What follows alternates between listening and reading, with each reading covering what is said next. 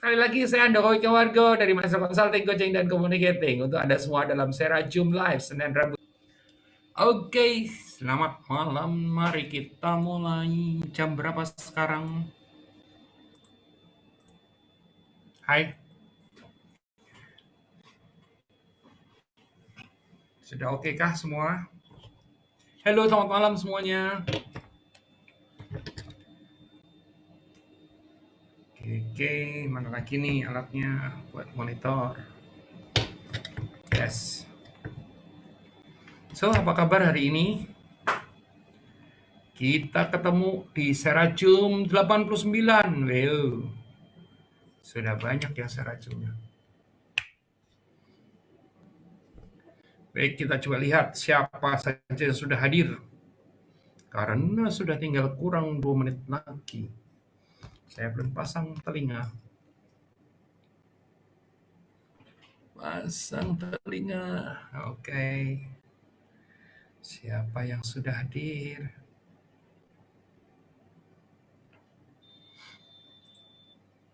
Pasang telinga. Oke.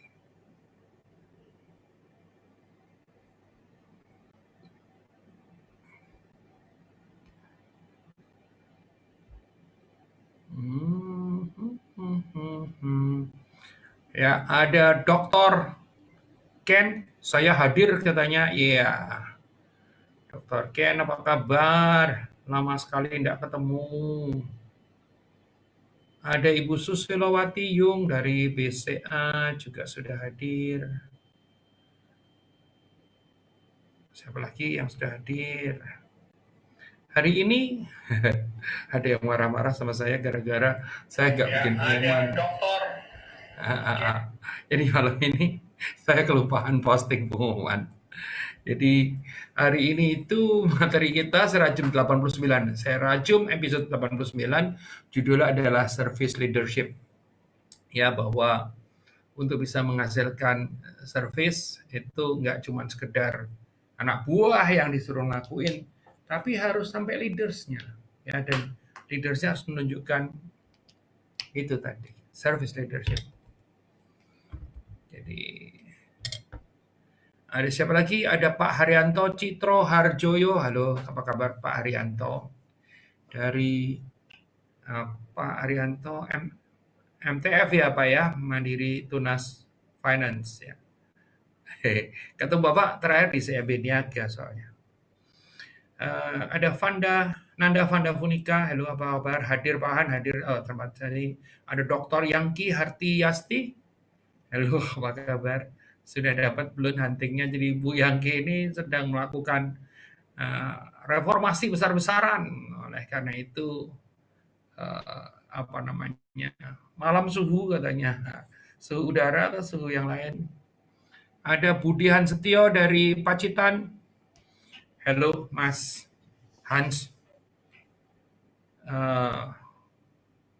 Mas Hans ini juragan di Pacitan, juragan besar. Ya, ada Ibu Linawati Mulyalim. Selamat malam Pak Andoko, selamat malam juga.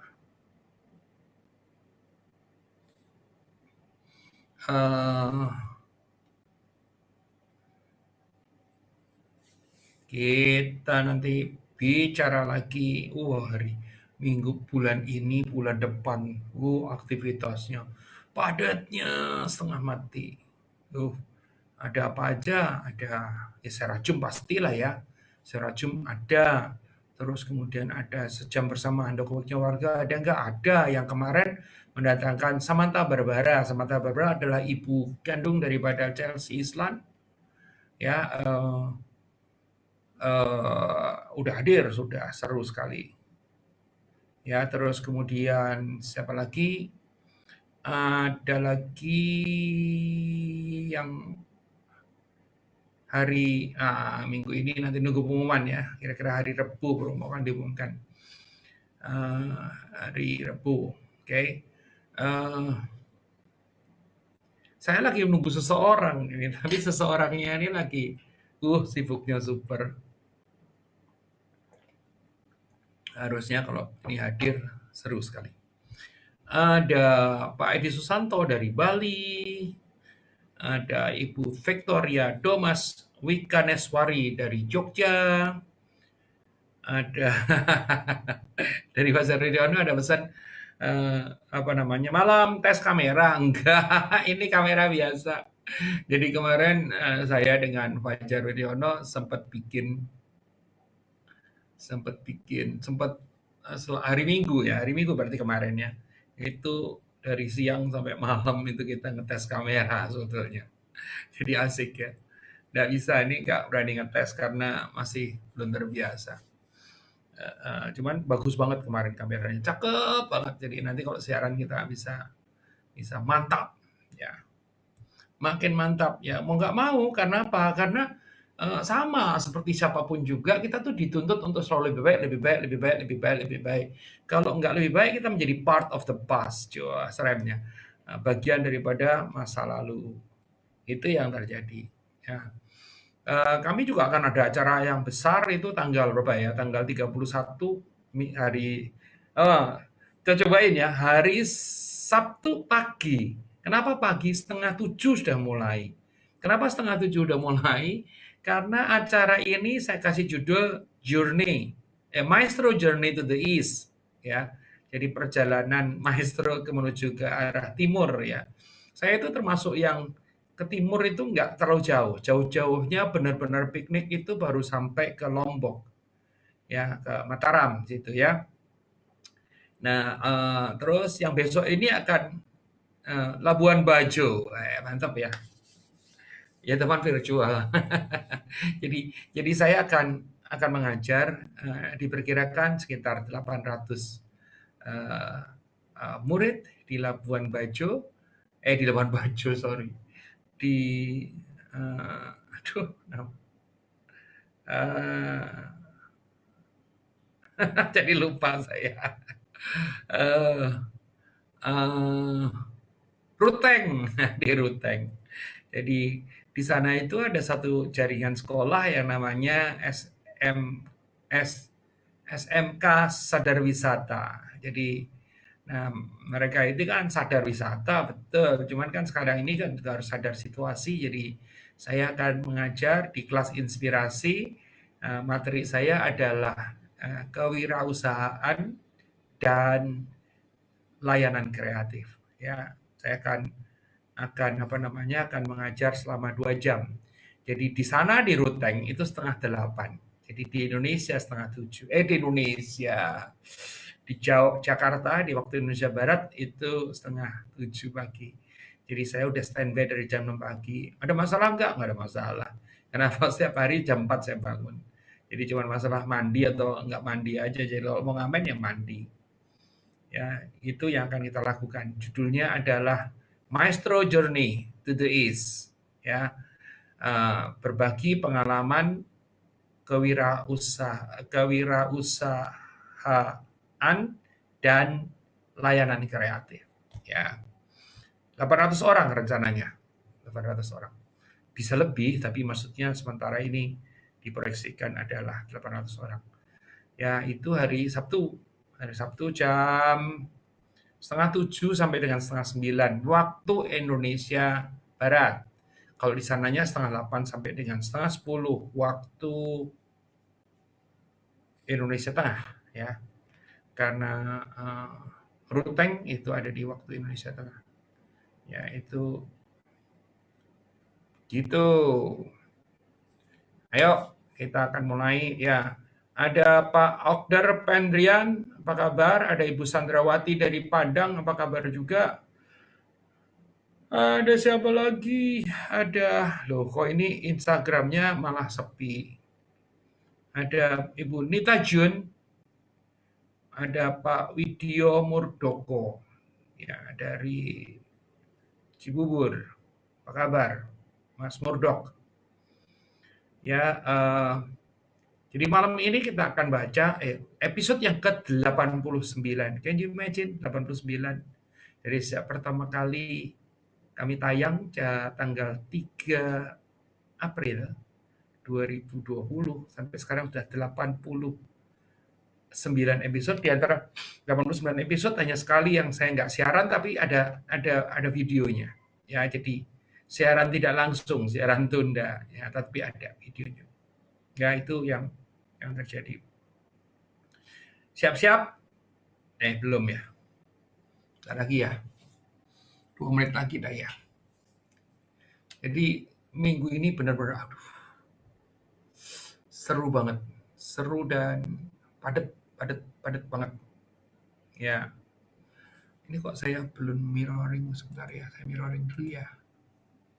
Loh, sudah.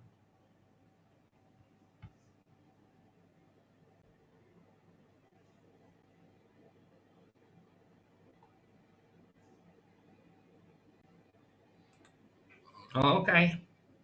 Ini gara-gara kemarin nyoba-nyobain video, jadi akhirnya apa namanya, settingnya agak-agak sedikit berubah.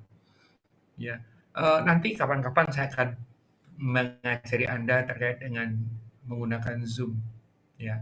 Baik dikaitkan dengan Facebook, dikaitkan dengan YouTube, ya, dan lain-lainnya, ya.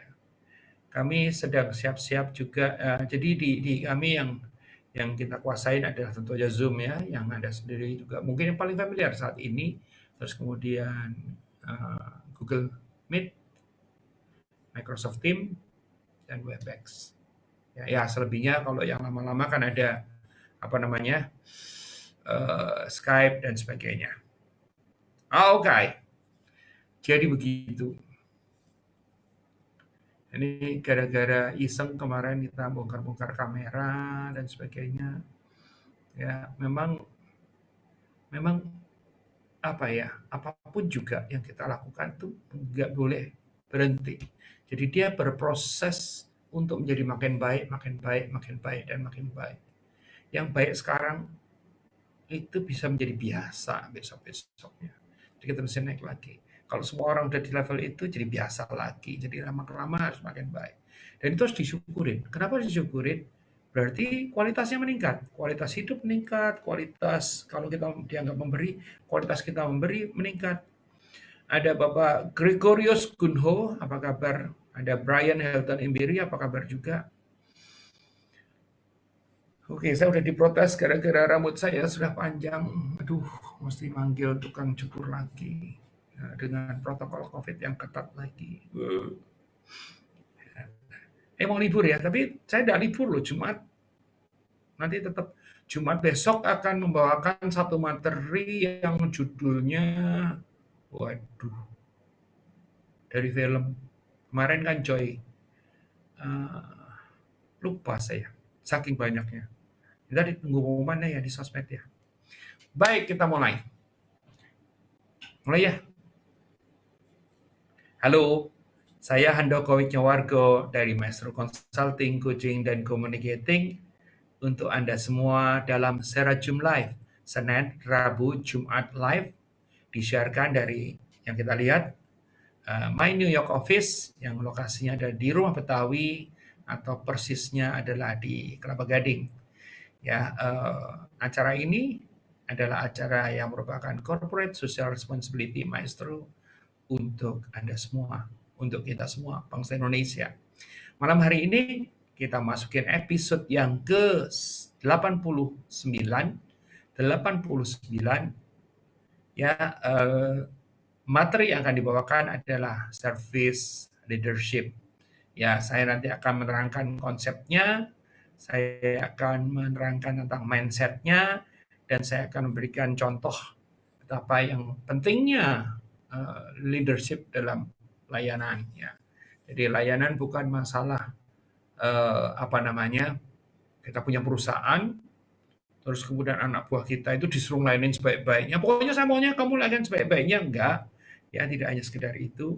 Atau misalnya katakanlah kita punya perusahaan, terus kemudian anak buah kita itu dikasih manualnya untuk melakukan, itu sesuai dengan manual. Itu juga enggak. Atau kita punya perusahaan, terus kemudian anak buah kita itu disuruh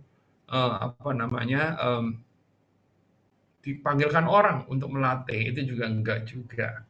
Ya, karena harus kembali ke leadersnya. Yaitu yang kurang lebih kita akan bahas malam hari ini.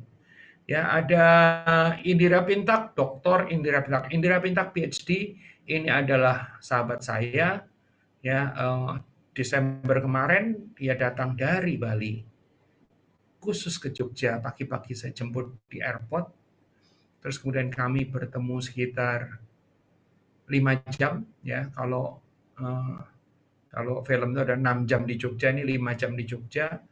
Terus kemudian saya kebetulan harus siaran di sebuah radio, saya diantar ke tempat radio, terus kemudian Indira ini eh, diantar ke airport untuk kembali ke Bali lagi. Can you imagine? Uh, Jauh datang dari Bali, hanya ke Jogja, ketemu saya pertama kali makan, makan, makan, ya, terus kemudian ngobrol, ya, diskusi, ya, ngopi, komplit lah pokoknya. Ya, Indira adalah doktor atau PhD dengan spesialisasi adalah gerontologi. Ya, gerontologi adalah ahli terkait dengan orang-orang tua. Ya, bahasanya Indira yang saya ingat sekarang ada healthy aging. Jadi menua tapi sehat. Dan nggak bisa mendadak. Ya, tapi kalau yang sudah tua ya memang harus benar-benar berubah. Kalau nggak akan jadi masalah. Ada Indira. Indira sekarang tinggal di somewhere di Amerika bagian barat. Ya, di Amerika bagian barat, somewhere di sana. Ya, Indira ini lulusan dari Berkeley. Iya, betul ya. Lulusan dari doktor dari Berkeley. Ada Ibu Linda Mioling mengatakan hello, hello juga. Ada Bapak Kris Purwadi, ini sahabat saya dari kecil. Tadi siang atau pagi kita sempat chatting-chatting. Sekarang muncul di acara ini. Mantap, kata Pak Kris. Ada Bu Melinda Makmur, kemarin saya hari Jumat saya sempat cerita ketemu beliau di Sapporo di Jepang, di Pulau Hokkaido. Ya, ketemu beliau Sapporo, nggak sengaja orang Indonesia ketemu orang Indonesia di bus menuju ke hotel, turun ngobrol, sore-sore mau ke Ramen Alley, terus ketemu lagi, jadi ngobrol dan saya ditraktir. Wah, mantap deh pokoknya. Bu Melinda, terima kasih.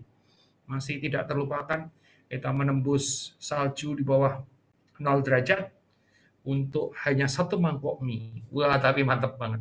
Ya, kalau menurut saya sih ya, habis makan mie kan jalan kaki tuh. Makan mie di Ramen Alley. Terus udah gitu balik lagi kan, jalan kaki lagi kan. Lapar lagi. Kenapa lapar lagi? Habis kena dingin. Oke, kita mulai. Baik lagi, sekali lagi saya Andoko Wargo dari Master Consulting, Coaching, dan Communicating. Untuk Anda semua dalam Sera Zoom Live, Senin, Rabu, Jumat Live. Ya, malam hari ini episode ke-89, judulnya adalah Service Leadership. Nah, kita akan mulai. Ya, oke, saya akan share screen dulu. Mana materinya? Nanti ada ceritanya juga. Sebentar, ada yang kurang. Tunggu, ada yang kurang. Nanti takutnya lupa. Sebentar. Yes. Oke. Sudah siap? Oke. Yes, Sera Zoom 89.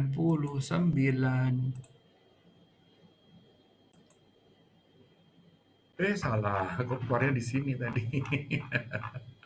Kadang-kadang, itu dia. Sera Zoom 89, Handoko Maestro, Service Leadership, Senin 26 Oktober 2020, jam 19.30 sampai jam 20.00 officially, tapi kita akan selesaikan sampai setengah 9. Ya. Oke, baik. Teman-teman semua, apa sih itu service leadership? Tadi sebenarnya saya sudah singgung, tapi sekarang akan coba dibahas tentang definisinya. Ya, service leadership is the culture that empowers the organization to strategize its promises, design its processes, and engage its people in a proactive quest for competitive advantage. Aduh, pakai bahasa Inggris. Coba kita lihat, adalah budaya yang memberdayakan organisasi. Pertama kali adalah memberdayakan organisasi. Dalam menyusun strategi, dalam memenuhi janji-janjinya. Setiap organisasi itu punya janji. Ya, dan janji-janji ini harus dipenuhi. Kalau janji-janji itu tidak dipenuhi, maka akan jadi masalah besar. adalah budaya memberdayakan organisasi dalam menyusun strategi, dalam memenuhi janji-janjinya, mendesain proses-proses. Artinya janji itu tidak terus kemudian muncul begitu aja. Ya, ada proses agar supaya janji tadi bisa terdeliver, tersampaikan, dan melibatkan orang-orang secara proaktif dalam mendapatkan keunggulan kompetitif. Jadi di dalam layanan ini tuh nggak bisa, ujung-ujungnya nanti berakhir pada competitiveness. Ya, saya masih ingat materi ini antara lain, kami sudah susun lama. Materi ini saya ingat banget waktu itu adalah tahun 2016 ya, 2016 itu kami ada meeting dengan Natasha Skin Clinic Centers dengan pemiliknya Ibu Oni Tantri Bianti, dan kemudian beliau bilang, Pak Handoko, saya kepengen agar supaya 2017 semua penghargaan yang terkait dengan service excellence atau service award, service recognition itu bisa dimenangkan oleh Natasha, gitu kan. Jadi kami identifikasikan, waduh kalau bikin sosialisasi berat ini. Ya, kalau bikin sosialisasi berat karena waktunya panjang banget, jumlahnya banyak banget, biaya juga banyak banget. Akhirnya kita pilih leader-leadersnya, terus kemudian kita susun materinya, termasuk kasus-kasusnya, ya, dan dalam 8 batch itu bisa terselesaikan dengan baik. 18 itu kira-kira sekitar 400-an orang dari sekitar 3.000. Ya, akhirnya waktu itu saya cuma bilang kepada ownersnya adalah kami tidak bisa membantu memenangkan kalau lembaga pemeringkatnya itu tidak melakukan dengan cara yang benar. Ya, kan ada tuh lembaga pemeringkat yang ya kalau kamu bayar aku kasih. Nah, yang gitu-gitu saya nggak bisa. Karena apa? Karena kami tidak bergerak di bidang seperti itu, gitu ya. Dan akhirnya 2017 semua Service Excellence, Service Recognition Award dimenangkan oleh Natasha Skin Clinic Centers. Ya, luar biasa.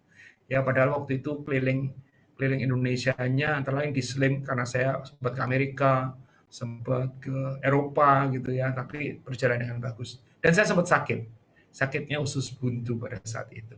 Ya, oke, itu yang terjadi. Jadi kita bicara soal itu, service leadership. Jadi yang di-lead ada yang dirubah adalah leaders-nya. Ya, nggak bisa terus kemudian cuman yang layanin siapa? Yang di bawah. Kalau yang layanin di bawah depan itu yang berhadapan dengan customers itu tidak didukung oleh yang di belakangnya, maka tidak akan selesai. Kalau yang di belakangnya tidak didukung oleh, atau orang yang di depan dan di belakang ini tidak didukung oleh yang di atasnya, maka akan selesai juga, nggak akan bisa jalan dengan bagus. Jadi service leadership bicara tentang kesatuan, ya. Oh, ini teori jadinya ya, tapi nggak apa-apa, memang harus begitu. Nah, karena saya baru masuk, service leadership itu tidak bisa berdiri sendiri, ya, benar-benar tidak bisa berdiri sendiri. Ya, dia itu melibatkan demikian banyak faktor di dalamnya. Kita akan coba lihat ya. Satu, multidisciplinary approach to service leadership. Ya, satu, di dalam service leadership ini human resources management menjadi penting. Karena bagaimanapun juga yang layanin adalah manusia. Ya, bahkan saya selalu bilang kalau kamu itu kalau kita belajar accounting itu ada FIFO, ada LIFO ya. Kalau FIFO itu first in first out. Kalau LIFO itu last in first out gitu ya. Nah, kalau di dalam ini human resources management saya selalu bilang hati-hati lo, GIGO, jangan disambung, jangan diterusin jadi tambahin lo ya. GIGO itu apa? Garbage in, garbage out. Jadi kalau kita merekrutnya itu garbage atau orang-orang yang memang tidak berbakat, tidak punya kemauan, ya ini kan balik lagi, organisasi bisnis bukan organisasi sosial. Ya, kalau mau sosial aja sendiri, itu kan. Orang-orang yang nggak benar tuh nanti dididik sendiri boleh, tapi kalau di dalam bisnis berusaha untuk merekrut yang benar.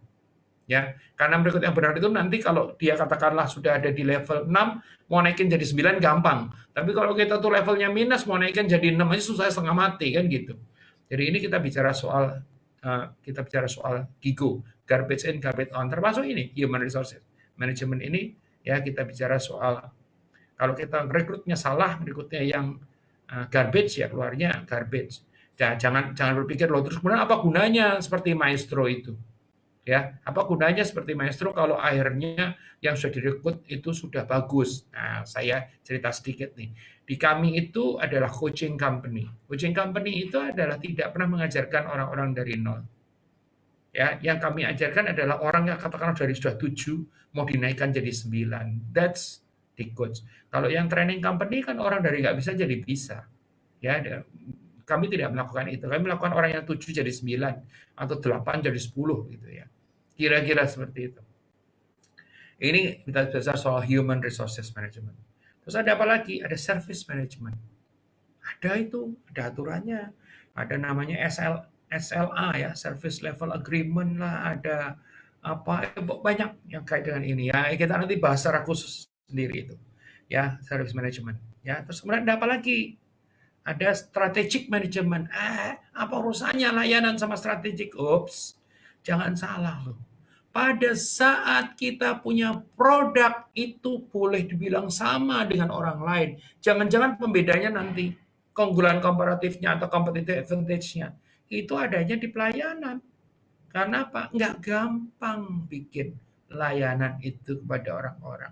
Nah, kalau kita melihat paling enggak itu ada 3 kombinasi. Human resources management, karena ini balik-baliknya ke manusia juga.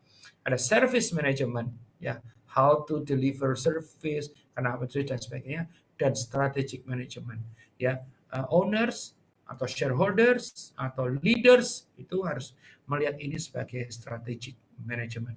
Dan kalau kita bicara strategik, kita tidak bicara untuk jangka pendek. Karena kalau kita bicara soal strategik, kita bicara soal sustainability, keberlangsungan, kesinambungan. Ya, kalau cuma ngejar pendek doang nggak ada gunanya. Ya, strategik ada.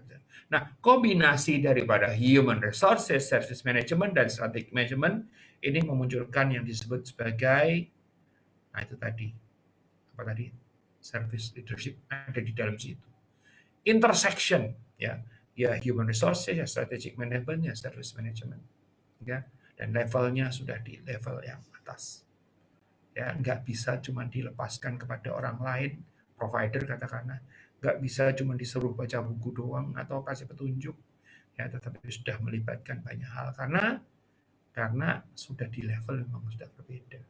Jadi kalau human resources bicara tentang people, ya, service management bicara, strategic management bicara soal promise, yang dijanjikan itu apa, ya, perhatikan loh, kalau kita menjanjikan A, terus kemudian kita mendeliver A, kita menjanjikan A, bisa jadi orang itu punya harapan atau ekspektasinya adalah A+.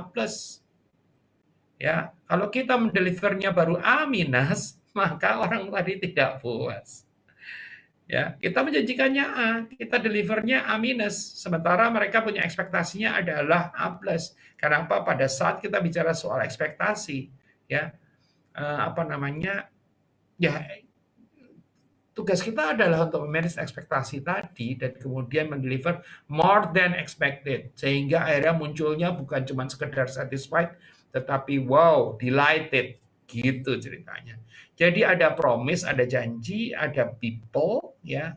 Jadi kita kalau janjikan A, berarti kita harus siap-siap untuk mendeliver minimum A+, atau kalau bisa A++. Kenapa? Dengan demikian kita bisa exit client atau customer expectation, ya, sehingga mereka akan setia. Kalau mereka setia, nggak akan pindah ke lain hati, nggak akan pindah ke lain body, maka mereka akan tetap ada bersama dengan kita. Dan yang terakhir adalah proses. Ya, jadi antara people, promise, sama prosesnya itu mesti saling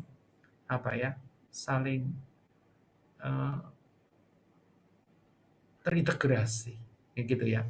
Jadi ada human resources management, ada service management, ada strategic management. Ya, intersectionnya daripada ketiga-tiganya keluar namanya service leadership. Ada people, ada promise, janjinya itu apa, dan ada proses.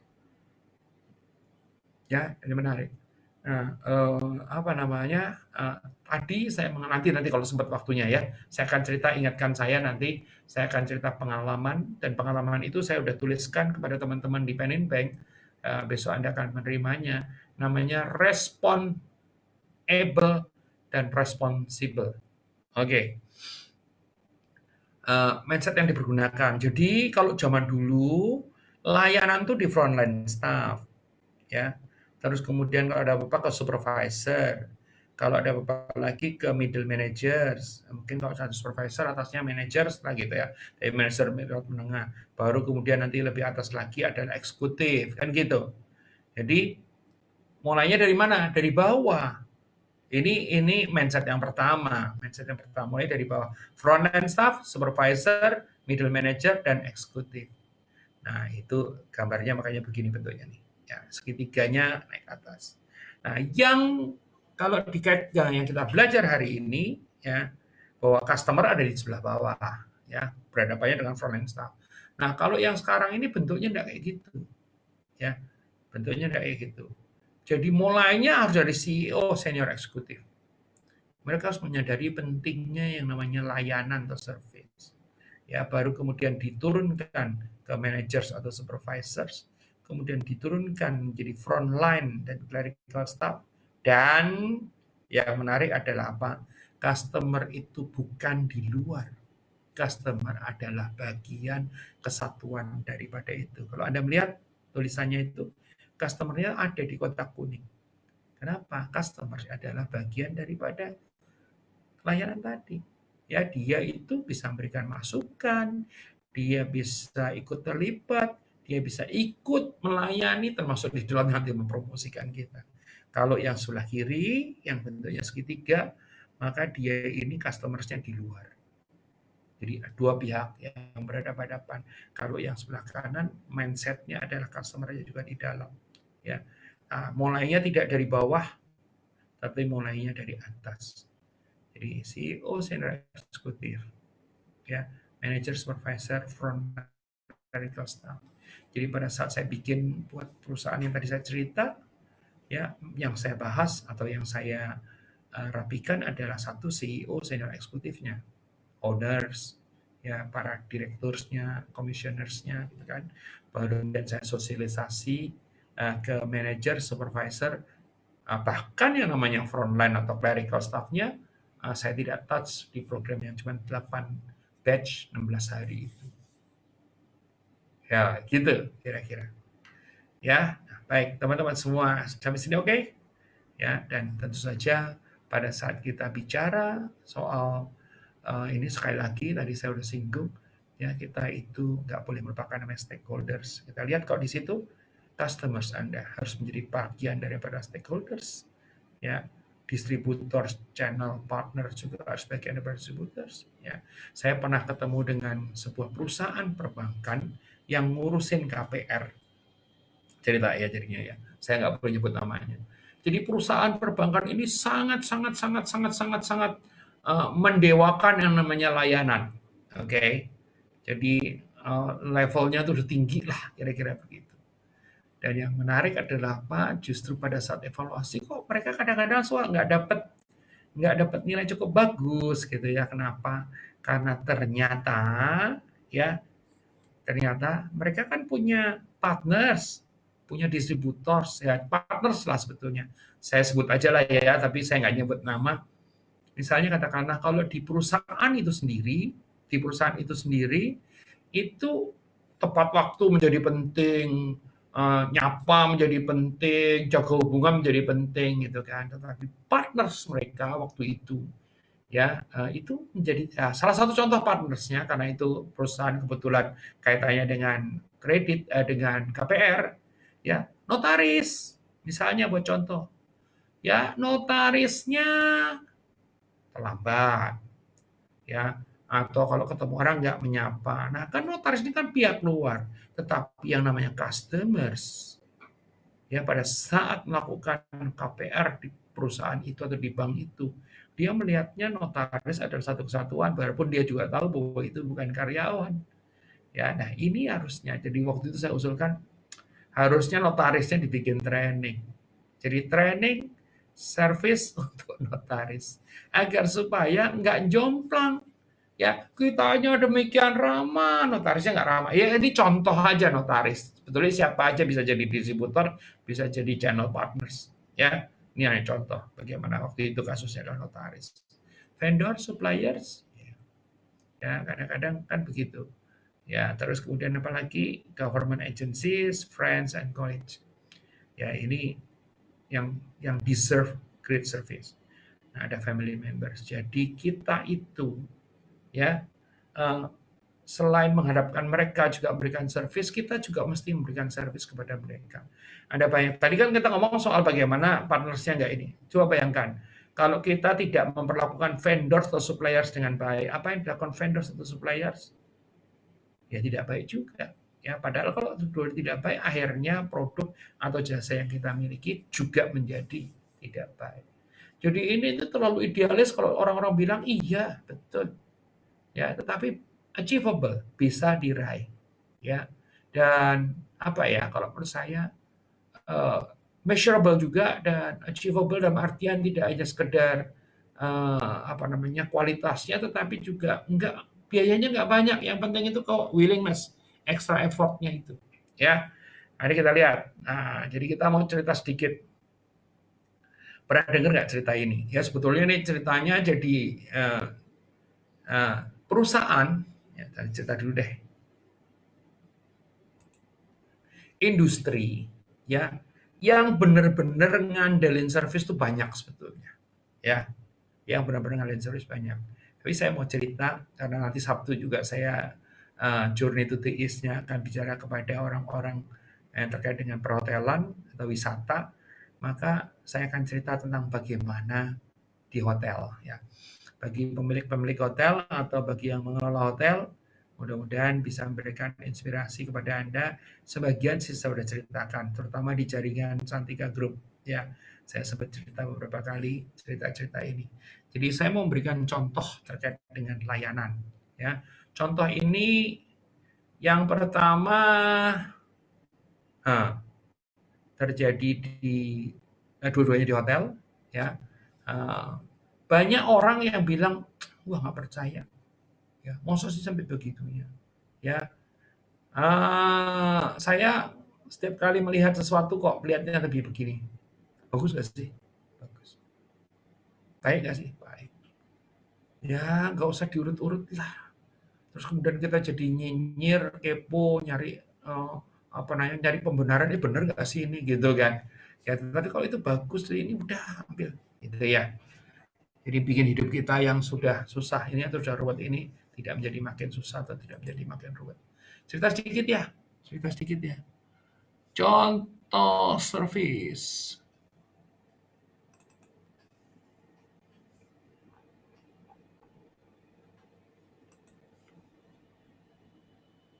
Ya, jadi mungkin Anda pernah dengar ceritanya, ya mungkin juga Anda belum. Mudah-mudahan belum, karena kalau udah dengar ceritanya terus kemudian jadi bosan. Ya, saya akan cerita tentang Ritz-Carlton Hotel. Ya, ada kaitannya dengan Yossi. Ya, jadi Yossi yang mengalami perpanjangan liburan. Ya, mudah-mudahan Anda belum dengar ceritanya ya, karena gambarnya ada. Jadi ini Yossi ini gambarnya Yossi. Jadi Yossi itu sebetulnya boneka. Saya nggak tahu tuh boneka apa ya. Boneka apa itu ya? Oke, kisahnya dimulai ya ketika putra pelanggan Hotel Ritz-Carlton namanya Chris Hart meninggalkan boneka jerapah. Oh, jerapah, maksudnya jerapah bentuknya kayak gitu. Jerapah favoritnya Yossi di kamar hotel mereka setelah menginap baru-baru ini. Ya, jadi si siapa namanya si Chris ini sama keluarganya itu nginep di Ritz Carlton. Ya, terus kemudian bonekanya si Yossi ini ketinggalan. Oke, ya ketinggalan. Nah, terus apa yang terjadi? Ya, akhirnya si bapak ini kan anaknya sedih kenapa? Karena bonekanya ketinggalan. Akhirnya Pak Chris Hearn ini meyakinkan putranya yang putus asa bahwa Yosi itu nggak ketinggalan. Yosi itu liburannya diperpanjang. Ya, jadi ini kan lagi liburan nih sekeluarga, terus Yosinya ketinggalan, gitu kan. Tapi ternyata tinggal beberapa hari liburan. Ya, terus kemudian si bapak ini, si Chris Hearn ini menelpon orang-orangnya Ritz Carlton, ya, dan diceritakan pada saat ditelepon adalah anakku bonekanya ketinggalan. Ya, tapi kan dia sedih, dia nangis. Tetapi aku udah bilang sama si anakku bahwa sebetulnya si Yosi, ya boneka jerapah itu tidak ketinggalan, tapi dia pengen libur lebih lama dibanding keluarga itu. Ya, itu yang terjadi. Nah, yang menarik adalah apa? Responnya daripada ini, daripada orang-orang di situ di hotel itu. Untuk membuat segalanya menjadi benar bagi pelanggan mereka, staf di Ritz membuat serangkaian foto yang mencakup semua aktivitas yang melibatkan Yosi selama liburan panjangnya atau perpanjangan liburnya. Jadi karena bapaknya sudah terlanjur bilang sama Yosi, sama si anaknya kalau Yosi itu sebetulnya tidak tertinggal, tetapi liburannya diperpanjang, maka akhirnya apa yang dilakukan? Ya, staff Ritz bikin serangkaian foto. Ya, kita coba lihat ya. Ya, mereka merasa kalau ini ya, jadi kita lihat ada gambarnya semua. Hal pertama, mereka tahu Yosi tidak mungkin hanya berkeliaran tanpa tujuan sekitar Ritz tanpa kartu staff. Jadi mereka membuatkan khusus dibikinkan di foto bonekanya, dikasih kartunya ya. Jadi Ritz Carlton-nya adalah Amelia Island ya. Ada namanya Yosi Hearn karena mereka keluarganya kan Chris Hearn, ini Yosi Hearn, dianggap anak sudah ya, dibikinkan apa namanya, kartu ID-nya. Terus apa lagi? Yosi masuk ke kolam renang untuk bersantai ya, dia bersantai di kolam renang. Jadi ada fotonya Yosi sedang di tempat tidur yang di pinggir kolam renang itu lupa saya. Pokoknya tempat tidur yang pinggir kolam renang aja. Dan saya paling suka itu kalau itu tidak berenangnya tapi nongkrong di pinggir kolam renang, baca buku atau main handphone ya. Itu asik banget gitu kan. Asik banget, benar-benar asik banget ya. Saya lakukan terakhir di mana ya? Di Bali kemarin nggak sempat, padahal di hotel mulia yang keren banget. Oh di Four Seasons di mana di Bangkok. Bukan di Bangkok, di Phuket. Ya, di Phuket. Ya. Nah, terus kemudian Yosi mengendarai mobil golf di pantai. Jadi digambarkan Yosi mengendarai mobil golf di pantai. Terus apalagi Yosi bantuin karyawan untuk bagian ini. Ya, terus apalagi Yosi pijat ya ke spa. Ya, menghilangkan stres dengan pergi ke spa. Nah, teman-teman semua, ya ini yang terjadi. Yosi bersama dengan teman-teman yang lainnya, karena di situ ada boneka juga, ada boneka singa, ada boneka monyet, ada bahkan burung yang hidup, gitu kan. Yosi berteman dengan makhluk-makhluk yang lainnya. Dan apa yang terjadi? Apa yang terjadi teman-teman semua? Ya, ini difotoin. Ya, difotoin. Kalau zaman dulu dicetak gitu ya. Terus kemudian pada saat Yosi itu dikembalikan atau dikirim balik dengan menggunakan paket tentu saja kepada si keluarga si Chris Hearn itu disertakan fotonya. Apa yang terjadi? Anaknya senang, ya tidak mungkin dilupakan. Dan coba bayangkan, sebetulnya hal yang sangat sederhana. Moto itu berapa susahnya sih? Berapa lamanya sih? Berapa harganya sih? Tetapi apa yang terjadi ya karena situasi seperti itu akhirnya sekarang menjadi contoh sama seperti malam hari ini. Saya jadiin contoh cerita kisah tentang Yosi terkait dengan layanan.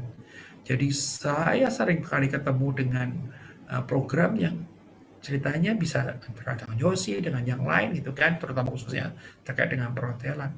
Itu sangat luar biasa. Ya. Sederhana kan? Sederhana banget, asli sederhana banget. Apalagi kok sekarang Anda punya gadget, handphonenya bisa buat foto apa aja, nggak perlu dicetak sekarang, kirim langsung. Halo, Josie lagi gini. Atau bahkan kalau enggak itu Anda bisa rekam pakai video. Ini Josie lagi ngapain? Diedit sederhana gitu kan, diupload di YouTube misalnya. Ya, as simple as that.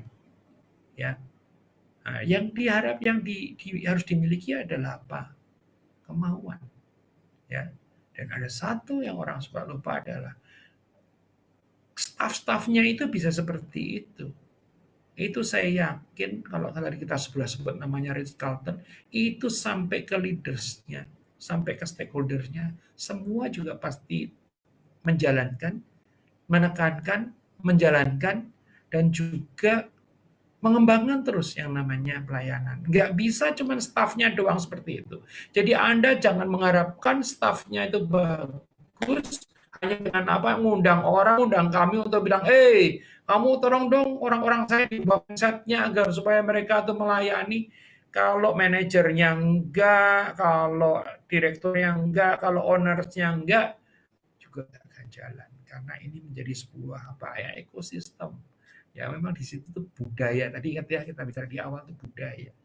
Ya, bagaimana budaya bisa merubah proses, bisa menciptakan impian dan sebagainya. Jadi peran leaders, peran owners menjadi penting sekali. Anda nggak bisa ngarepin anak buah Anda melakukan layanan yang luar biasa kalau Anda sendiri juga sebagai owners ya tidak bisa melakukan layanan luar biasa. Ya. Anda nggak bisa punya anak buah yang luar biasa kalau Anda ngerekrut anak buahnya asal-asalan. Ya, asal-asalan itu bisa nggak diinterview dengan bagus, asal-asalan bisa nggak pernah dikasih pelatihan, asal-asalan itu nggak pernah dimotivasi dan sebagainya.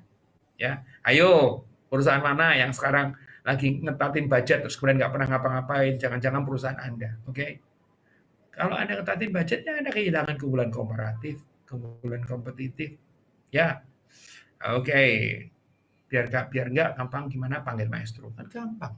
Simpel, nanti kita yang bikin analisanya, ya kita bikin namanya coaching need analysis atau CNA, ya dari CNA kita tahu programnya kira-kira seperti apa. Begitu loh, gampang kan? Gampang. Bukan ada biayanya, iya, setiap biaya kan pasti akan ada returnnya. Ya kalau orang Jawa selalu percaya namanya jer basuki mawabeo, yang namanya kebaikan itu hanya bisa didapatkan kalau kita itu mau ada pengorbanannya, ada biayanya. Ya, terus satu cerita lagi ya, satu cerita lagi. Jadi kita akan cerita bagaimana kalau Anda yang berpikiran negatif bilang, cuma gitu aja. Jangan salah loh. Jangan cuma berpikir cuma gitu aja. Ini sekarang cerita ini tuh diceritain ke banyak orang. Saya rasa sebagian dari Anda juga pernah dengar bagaimana cerita tentang si Josie ini. Ya, dan dia jadiin ilustrasi, jadiin sebagai materi untuk motivasi, inspirasi. Ya, jadi enggak gampang. Padahal dari hal yang sederhana. Tapi hal sederhana tadi itu karena apa? Karena di Ritz-Carlton memang budaya melayaninya luar biasa. Budaya luar biasa bukan cuma bagian yang khusus layanan, tetapi dari atas sendiri sampai ke bawah itu memang mau melayani. Bahkan yang atasannya melayani bawahannya juga. Bawahannya melayani lebih bawahnya lagi. Sehingga paling bawah sendiri dia akan melayani konsumen atau yang menggaji Anda. Ya, oke. Oke atau oke? Oke atau oke banget? Saya lanjutin ya. Saya lanjutin cerita lagi nih, cerita lagi. Cerita lagi. Mana tadi materinya? Ini ya. Nah, contoh servis lainnya. Oh, ini tuh banyak yang pertanyakan juga, bener nggak sih ceritanya? Saya balik lagi, ya, benar atau nggak benar? Kalau itu cerita bagus, pelajaran bagus, ambil, gitu ya. Saya cerita sedikit contoh servis lain. Ya, ada suatu hari itu cerita tentang Waldorf Astoria. Pernah ke sana nggak? Saya pernah ke sana. Berapa kali ya? 3 kali ada kali. Ya, uh, Waldorf Astoria. Ya, mau ngapain coba? Ya mau foto aja di depannya, karena ini kan hotel yang sangat itu. Nginep di situ, saya sendiri mungkin juga takut kali, karena hotelnya hotel lama sekali begitu ya. Tapi foto asik, asik banget. Ya, nonton ya nanti. Nonton, kita lihat ya. Jadi saya akan cerita tentang yang kasusnya Waldorf Astoria. Jadi suatu malam, ya, yang sedang dalam badai, ya, itu seorang pria tua dan istrinya masuki lobi sebuah hotel kecil di kota Philadelphia. ya, pasangan suami istri itu masuk ke sebuah hotel kecil di Philadelphia karena sedang ada badai. Pasangan itu mendekati meja resepsionis dan tentu saja dia berharap akan dapat tempat menginap malam hari itu. Tapi apa yang terjadi? Ya, apa yang terjadi? Ternyata di hotel itu dia nanya kan, ada kamar nggak gitu kan, tanya si suaminya. Petugas itu ada petugas yang layani itu seorang pria yang ramah ya dengan senyum dia memandang pasangan itu menjelaskan bahwa hari itu ada 3 acara besar di kota Philadelphia sehingga boleh dibilang semua hotel itu kamarnya penuh ya. Nah, terus kemudian apa yang terjadi kemudian adalah ya dia juga nanya kan, waduh kok penuh ya gitu ya. Semua kamar kami sudah terisi, kata petugas tadi. Tapi tapi kan si petugas tadi melihat, aduh ini pasangan sudah tua, ya sementara di luaran itu badai gitu kan. Tapi aku tidak bisa mengirim pasangan baik sepertimu ke tengah hujan dan badai di, di jam 1 pagi. Ya, terus dia menawarkan sesuatu apa yang menarik adalah apa? Meskipun kamar kamar hotelnya tidak ada, ya saya punya kamar yang biasanya saya tinggalin. Artinya kalau kamu mau kamu bisa tidur di situ daripada nyari-nyari ke tempat lain juga belum tentu ada kamar ya dan di tengah badai dan umurnya sudah tua ya. Ini memang bukan kamar biasa banget ya. Bahkan mungkin karena kamarnya karyawan gitu ya ya sangat sederhana lah. Ya, tapi paling enggak cukup hangat dan cukup bersih untuk bermalam. Nah, itu ceritanya ya. Nah, pasangan itu menolak, tapi ternyata si yang resepsionis ini mendesak. Jangan pikirkan aku akan baik-baik saja di hotel ini, kata petugas itu kepada mereka. Jadi akhirnya pasangan tadi setuju, si orang tua, suami istri ini. Nah, keesokan harinya, dan mereka nginep, ya, mereka nginep. Keesokan harinya, dia bayar tagihannya, ya. Pria tua itu berkata kepada jadi waktu si pasangan suami istri ini besok mau keluar check out, ya dia bayar. Terus kemudian berkata pada petugas, kamu itu tipe manajer yang harus jadi bos dari hotel terbaik di Amerika Serikat. Ya, dia bilang begitu. Ya, mungkin suatu hari nanti aku akan membuatkannya untukmu. Petugas itu, si pemuda itu yang jadi resepsionis, itu memandang mereka dan tersenyum. Tidak meremehkan, tetapi menganggap itu cuma sekedar apa ya, sekedar kata-kata. Ya, karena apa? Karena sudah ditolong, terus kemudian dia itu yang terjadi. Terus kemudian apalagi yang terjadi kemudian adalah saat mereka pergi, pasangan lansia ini setuju bahwa mereka ngobrol chit-chat ya, setuju bahwa petugas yang bantu itu memang luar biasa karena menemukan orang yang ramah dan suka menolong itu enggak mudah. Ya. Oke, apa yang terjadi kemudian? Suatu hari si pemuda itu menerima surat. 2 tahun berlalu, petugas itu hampir melupakan kejadian yang cuma semalam doang. Ya, ketika dia menerima surat dari laki tua yang dia tolongin itu mengingat malam badai dan menyertakan tiket. Ya, pria tua tadi yang datang bersama istrinya itu ngirim surat dan juga tiket pulang pergi dari situ dan meminta mereka untuk mengunjungi si anak muda ini untuk mengunjungi si orang tua tadi. Nah, apa yang terjadi? Apa yang terjadi?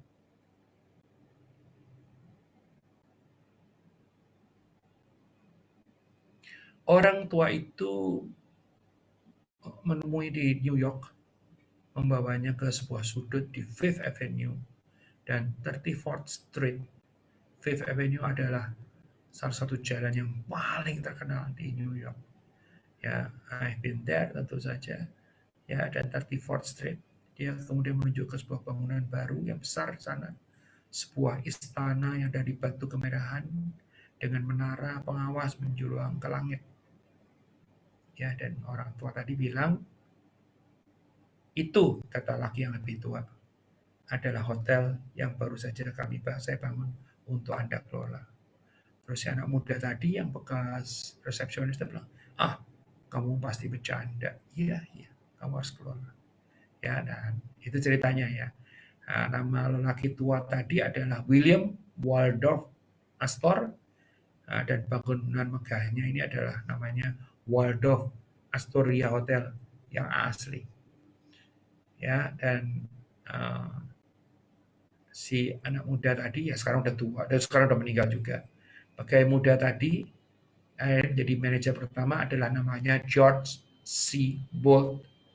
Ya, pegawai muda ini tidak pernah meramalkan peristiwa yang akan membawanya menjadi manajer salah satu hotel paling glamor sedunia, yaitu Waldorf Astoria.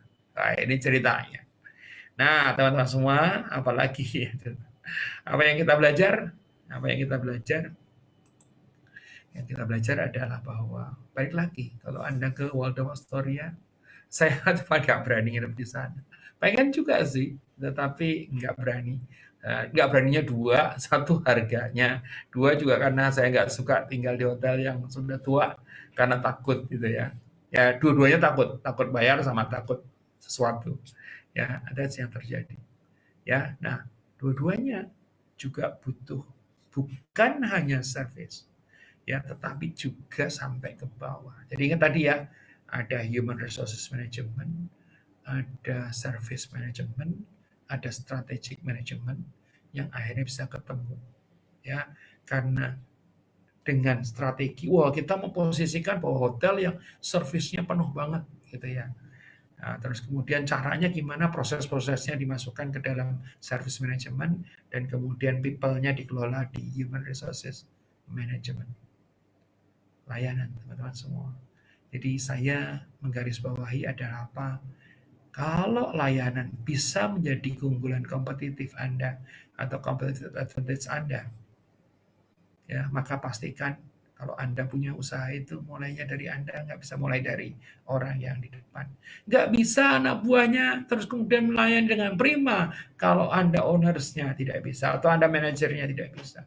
Harus semuanya. Itu kira-kira, dan layanan itu menjadi penting sekali ya. Biarpun kalau sekarang ini kalau kita bicara layanan itu kan namanya service ya, bahwa di dalam service kan ada skillnya ya. Jadi ada 3S sebetulnya, skill, service, dan satu lagi yang sekarang adalah safety ya, keamanan. Karena apa? Karena ketakutan orang atau ancaman terkait dengan COVID. Saya mau menyapa-nyapa lagi siapa aja yang sudah masuk.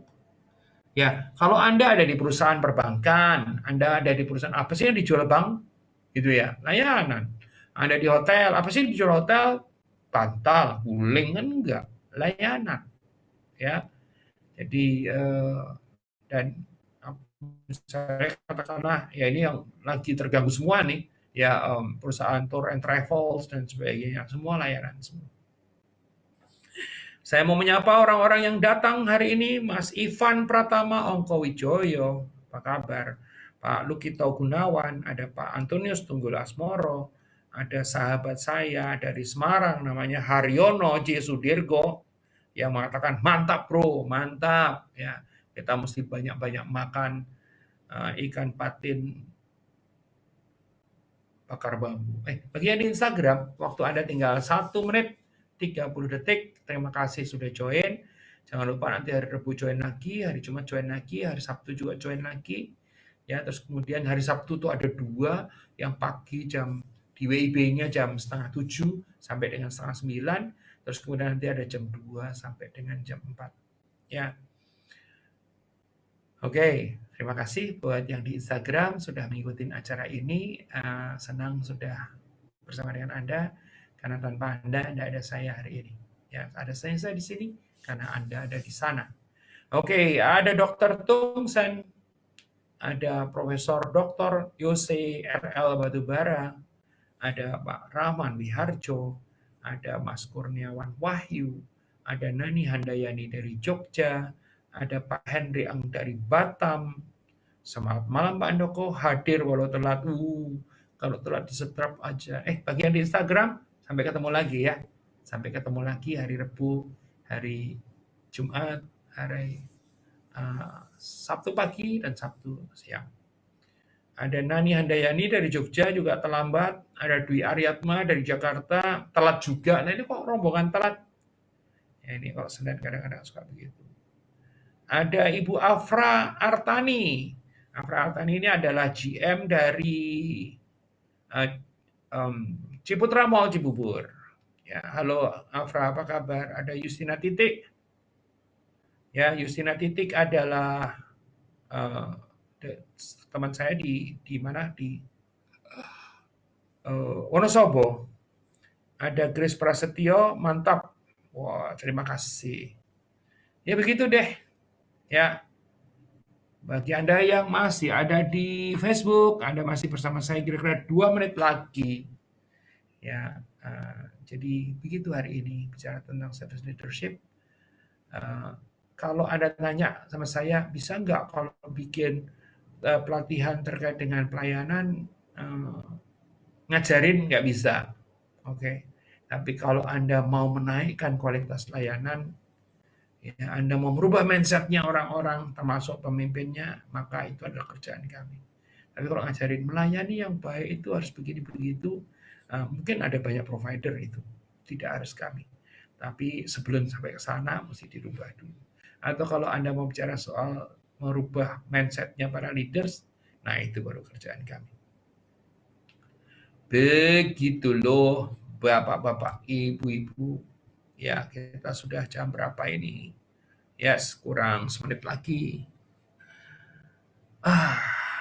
Senang sudah bersama Anda malam hari ini. Ya, sudah di-greeting juga semuanya. Mudah-mudahan nggak ada yang kelewatan. Ya, ketemu lagi hari Rabu ya. Rabu, Jumat, Sabtu pagi. Sabtu pagi itu nanti saya nggak nonton ini ya. Sabtu pagi itu jam 6:30 WIB. Kalau di WI Witanya jam 7:30, di Waktu Indonesia Timurnya, WT-nya jam 8:30. Ya, pagi-pagi sekali sedang ngajar. Nggak apa-apa. Ya, yang penting seru. Ya, konon kabarnya direncanakan 800 orang yang akan hadir. Ya, senang nggak? Senang. Kalau saya bilang bisa 1.000, bisa 2.000. Ya, kira-kira begitu. So, thank you so much everybody. Saya Handoko Wargo dari Maestro Consulting Coaching Communicating. Ya, untuk Anda semua dalam Serajum Live. Hari ini adalah episode ke-89. Judulnya adalah Service Leadership. Semoga bermanfaat untuk Anda semua. Ya, kalau Anda ada usulan, ada permintaan, silakan tulis di komen di di Facebook ataupun di Instagram. Ya, nanti kita betulin atau kita rapikan.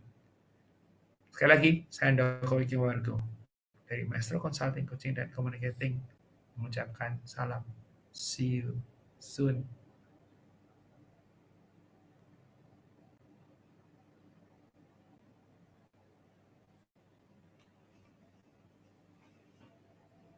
Jumat Live. Ya, malam hari ini episode ke-89, judulnya adalah Service Leadership. Nah, kita akan mulai. Ya, oke, saya akan share screen dulu. Mana materinya? Nanti ada ceritanya juga. Sebentar, ada yang kurang. Tunggu, ada yang kurang. Nanti takutnya lupa. Sebentar. Yes. Oke. Sudah siap? Oke.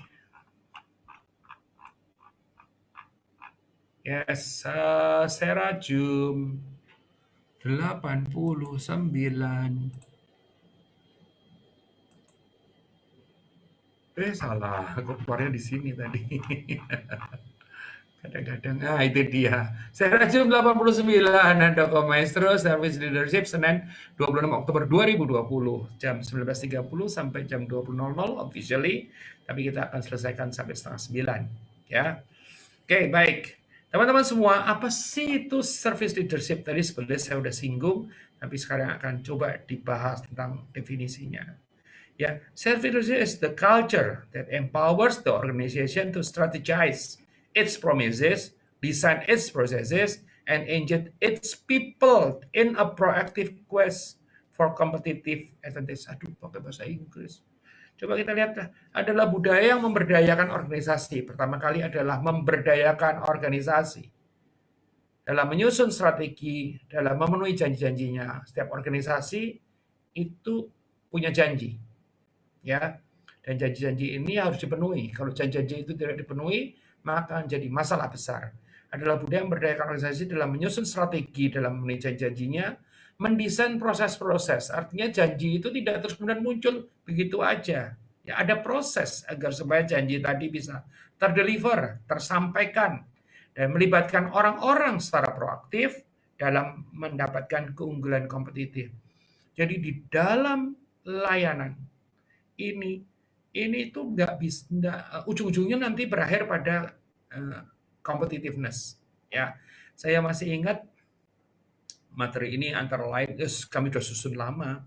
Materi ini saya ingat banget waktu itu adalah tahun 2016 ya, 2016 itu kami ada meeting dengan Natasha Skin Clinic Centers dengan pemiliknya Ibu Oni Tantri Bianti, dan kemudian beliau bilang, Pak Handoko, saya kepengen agar supaya 2017 semua penghargaan yang terkait dengan service excellence atau service award, service recognition itu bisa dimenangkan oleh Natasha, gitu kan. Jadi kami identifikasikan, waduh kalau bikin sosialisasi berat ini. Ya, kalau bikin sosialisasi berat karena waktunya panjang banget, jumlahnya banyak banget, biaya juga banyak banget. Akhirnya kita pilih leader-leadersnya, terus kemudian kita susun materinya, termasuk kasus-kasusnya, ya, dan dalam 8 batch. Dalam 8 batch itu bisa terselesaikan dengan baik. 18 itu kira-kira sekitar 400-an orang dari sekitar 3.000.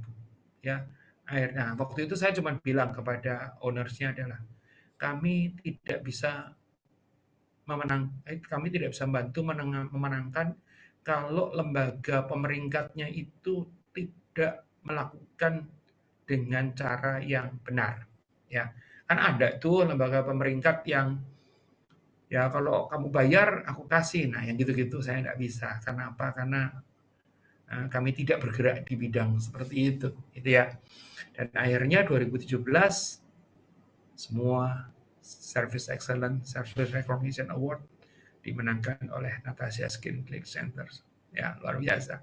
Ya, padahal waktu itu keliling Indonesianya antara lain di Slim karena saya sempat ke Amerika, sempat ke Eropa gitu ya, tapi berjalan dengan bagus. Dan saya sempat sakitnya usus buntu pada saat itu. Ya, oke, itu yang terjadi. Jadi kita bicara soal itu, service leadership. Jadi yang di-lead ada yang di-lead, yang dirubah adalah leaders-nya. Ya, nggak bisa terus kemudian cuman yang layanin siapa? Yang di bawah. Kalau yang layanin di bawah depan itu yang berhadapan dengan customers itu tidak didukung oleh yang di belakangnya, maka tidak akan selesai. Kalau yang di belakangnya tidak didukung oleh, atau orang yang di depan dan di belakang ini tidak didukung oleh yang di atasnya, maka akan selesai juga, nggak akan bisa jalan dengan bagus. Jadi service leadership bicara tentang kesatuan, ya. Oh, ini teori jadinya ya, tapi nggak apa-apa, memang harus begitu. Nah, karena saya baru masuk, service leadership itu tidak bisa berdiri sendiri, ya, benar-benar tidak bisa berdiri sendiri. Ya, dia itu melibatkan demikian banyak faktor di dalamnya. Kita akan coba lihat ya. Satu, multidisciplinary approach to service leadership. Ya, satu, di dalam service leadership ini human resources management menjadi penting. Karena bagaimanapun juga yang layanin adalah manusia. Ya, bahkan saya selalu bilang kalau kamu itu kalau kita belajar accounting itu ada FIFO, ada LIFO ya. Kalau FIFO itu first in first out. Kalau LIFO itu last in first out gitu ya. Nah, kalau di dalam ini human resources management saya selalu bilang hati-hati lo, GIGO, jangan disambung, jangan diterusin menjadi tambahin lo ya. GIGO itu apa? Garbage in, garbage out.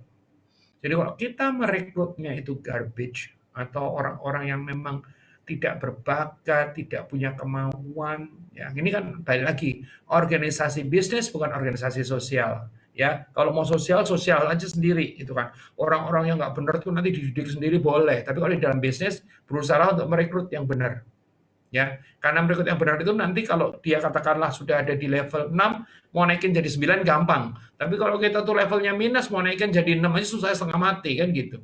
Jadi ini kita bicara soal GIGO, garbage in, garbage on, termasuk ini human resources management ini ya kita bicara soal kalau kita rekrutnya salah, rekrutnya yang garbage ya keluarnya garbage. Jangan berpikir loh terus kemudian apa gunanya seperti maestro itu. Ya, apa gunanya seperti maestro kalau akhirnya yang sudah direkrut itu sudah bagus. Nah, saya cerita sedikit nih. Di kami itu adalah coaching company. Coaching company itu adalah tidak pernah mengajarkan orang-orang dari nol. Ya, yang kami ajarkan adalah orang yang katakanlah dari sudah 7 mau dinaikkan jadi 9. That's the coach. Kalau yang training company kan orang dari nggak bisa jadi bisa. Ya, kami tidak melakukan itu. Kami melakukan orang yang 7 jadi 9 atau 8 jadi 10 gitu ya. Kira-kira seperti itu. Ini kita bicara soal human resources management. Terus ada apa lagi? Ada service management. Ada itu, ada aturannya. Ada namanya SLA ya, service level agreement lah, ada apa banyak yang kait dengan ini ya. Kita nanti bahas secara khusus sendiri itu. Ya, service management. Ya, terus kemudian ada apa lagi? Ada strategic management. Apa urusannya layanan sama strategic? Ups, jangan salah loh. Pada saat kita punya produk itu boleh dibilang sama dengan orang lain. Jangan-jangan pembedanya nanti keunggulan komparatifnya atau competitive advantage-nya itu adanya di pelayanan. Karena apa? Nggak gampang bikin layanan itu kepada orang-orang. Nah, kalau kita melihat paling enggak itu ada 3 kombinasi. Human resources management karena ini balik-baliknya ke manusia juga. Ada service management, ya, how to deliver service, karena apa dan sebagainya, dan strategic management, ya. Owners atau shareholders atau leaders itu harus melihat ini sebagai strategic management. Dan kalau kita bicara strategik, kita tidak bicara untuk jangka pendek. Karena kalau kita bicara soal strategik, kita bicara soal sustainability, keberlangsungan, kesinambungan. Ya, kalau cuma ngejar pendek doang nggak ada gunanya. Ya, strategik ada. Nah, kombinasi daripada human resources, service management, dan strategic management ini memunculkan yang disebut sebagai, nah itu tadi, apa tadi? Service leadership ada di dalam situ. Intersection, ya, ya human resources, ya strategic management, ya service management, ya, dan levelnya sudah di level yang atas. Ya, nggak bisa cuma dilepaskan kepada orang lain, provider katakanlah, nggak bisa cuma disuruh baca buku doang atau kasih petunjuk, ya, tetapi sudah melibatkan banyak hal karena sudah di level memang sudah berbeda.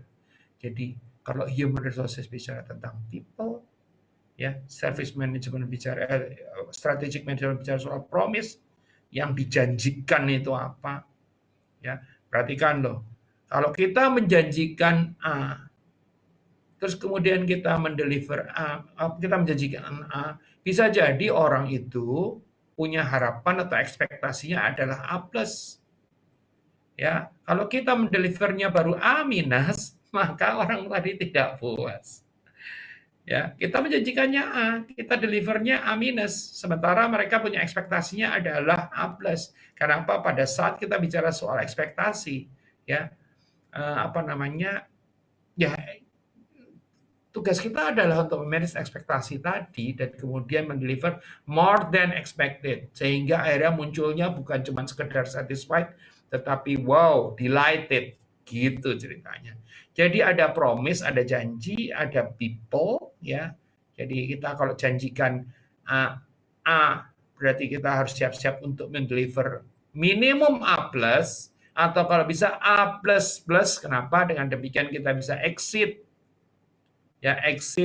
client atau customer expectation, ya, sehingga mereka akan setia. Kalau mereka setia, nggak akan pindah ke lain hati, nggak akan pindah ke lain body, maka mereka akan tetap ada bersama dengan kita. Dan yang terakhir adalah proses. Ya, jadi antara people, promise, sama prosesnya itu mesti saling saling terintegrasi, gitu ya. Jadi ada human resources management, ada service management, ada strategic management. Ya, intersection-nya daripada ketiga-tiganya keluar namanya service leadership. Ada people, ada promise, janjinya itu apa, dan ada proses. Ya, ini menarik. Nah, apa namanya? Tadi saya nanti kalau sempat waktunya ya, saya akan cerita, ingatkan saya nanti, saya akan cerita pengalaman, dan pengalaman itu saya udah tuliskan kepada teman-teman di Pen in Bank. Besok Anda akan menerimanya. Namanya responsible dan responsible. Oke. Mindset yang dipergunakan. Jadi kalau zaman dulu layanan tuh di frontline staff, ya. Terus kemudian kalau ada apa-apa ke supervisor, kalau ada apa-apa lagi ke middle managers, mungkin kalau satu supervisor atasnya managers lah gitu ya, dari manager menengah, baru kemudian nanti lebih atas lagi adalah eksekutif, kan gitu. Jadi mulainya dari mana? Dari bawah. Ini mindset yang pertama. Mindset yang pertama mulai dari bawah. Front end staff, supervisor, middle manager, dan eksekutif. Nah, itu gambarnya makanya begini bentuknya nih. Ya, segitiganya naik ke atas. Nah, yang kalau dikaitkan yang kita belajar hari ini ya, bahwa customer ada di sebelah bawah ya, berhadapannya dengan front end staff. Nah, kalau yang sekarang ini bentuknya enggak kayak gitu. Ya, bentuknya enggak kayak gitu. Jadi mulainya harus dari CEO senior eksekutif. Mereka harus menyadari pentingnya yang namanya layanan atau service. Ya, baru kemudian diturunkan ke managers atau supervisors, kemudian diturunkan menjadi frontline dan clerical staff, dan yang menarik adalah apa? Customer itu bukan di luar.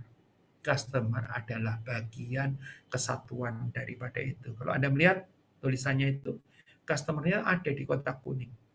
Kenapa? Customer adalah bagian daripada layanan tadi. Ya, dia itu bisa memberikan masukan, dia bisa ikut terlibat, dia bisa ikut melayani termasuk di dalam nanti mempromosikan kita. Kalau yang sebelah kiri, yang bentuknya segitiga, maka dia ini customer-nya di luar. Jadi dua pihak yang berhadapan-hadapan. Kalau yang sebelah kanan, mindset-nya adalah customer-nya juga di dalam. Ya, mulainya tidak dari bawah, tapi mulainya dari atas.